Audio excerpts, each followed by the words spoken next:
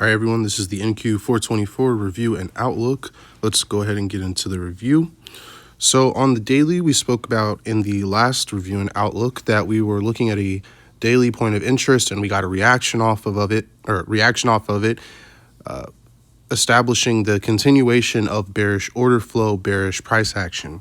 And we ended up resolving that point of interest, saying that, hey, we want to see price come back up and mitigate this 2-minute SC based off of the price action that happened here, the unmitigated candle shown there, and we would want to see price, despite, going down this far, we wanted to see price come up. Well, more price action came out, and essentially we did not reach the 2-minute SC until dang near the close of today. Well, this is the new day starting just now, but we ended up getting this reaction off of the daily point of interest, and we had a very strong reaction to the low side, but this failed to take out the previous low on the macro perspective. And this signaled that we are now potentially going to move higher. And so, and ultimately, what ended up happening was price did come back and mitigate that 2-minute SC, and we got a very slight reaction off of it. But inevitably, we ended up breaking this now new established high, right? And once we broke this high, this is now indication for me that we are moving out of the run phase and we are now moving into the range phase. So we are no longer running bearish price action on NQ. We are now officially, after breaking this high, in the range phase, and our range is established from the previous all-time high here all the way down to this low. And I say quote unquote all-time high because this is the high that broke. This high here had uninterrupted break of price action all the way to this previous macro low, right? So if we look at the highs and lows in this market, we see this is the previous structural point that was broken first, and we had uninterrupted price action to take that out. So if this was not the point, if price action did not break this immediately, then this would be the candle. This next green candle would be the beginning of that high. And as this is uninterrupted price action, this broke lows here, then that's what we'd be looking for. But because this price action here broke that low, this is my high of my range. And because on vice versa, to get solidification of the range, we need to have a lower high be broken before we can establish that we have a range.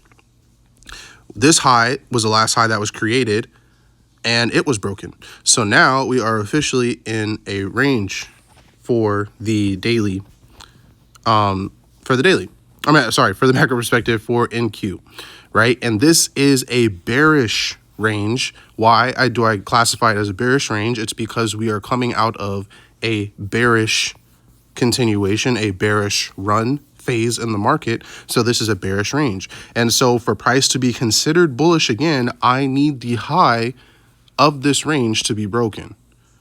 If it does not break, if we to pull back and continue, we are still bearish, right? So the overall bias is still bearish, but we are now in a range, which means that anything can happen. And now we're looking for more intraday and conservative swing trades rather than looking for previous, lows and highs that are outside of the range that we would do in a run phase. So the characteristics of the market have just changed to looking for targets inside of the range rather than looking at previous lows or previous highs in the run phase of the market, right? So I kind of blended together the review and outlook. The review was basically we were looking for that 2-minute sponsor candle to be mitigated. It did get mitigated. It had a reaction, but the reaction failed, and we now broke that high there.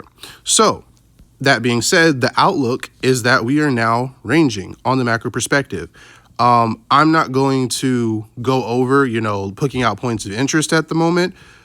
I'm just going to let price action do what it does. And, if you guys are trading NQ, trade how you would. But just know that we're in a range, and the conservative thing to do would be to trade towards, these previous highs. If you were in the discount side, you're looking for buys, you want to target previous highs. If you're inside the range, you want to target previous lows, right? So right now, anything can happen, but know that we are ranging. So just because, we break a previous low or we break a previous high does not indicate that we are going to completely clear the range, because now we have to assess if the range is balanced, if all of the orders inside of the range are balanced. And that's one of the principles that I live by when trading ranges is if price action, if the range is unbalanced, price will not leave that range. I've seen it time and time again. I've back tested it, like studied this.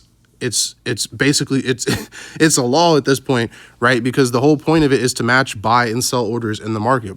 That's the whole point of having, trading. You want to match buy orders with sell orders. So in order to balance this range, though, I will tell you that we need to see price come back and mitigate anything that's unmitigated on the discount side, mitigated or unmitigated on the premium side of the market, and then price will have its reaction to take out the high or the low of this range.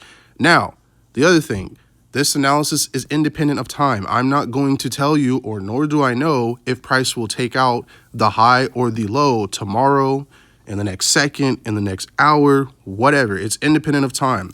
What we are based our analysis on is structural points, how price reacts from them, and target those structural points, right? And then balancing ranges and then taking out lows and highs, liquidity, in run phase of the market. So yeah, so our outlook right now is that we're ranging, and we want to just play the range. Peace.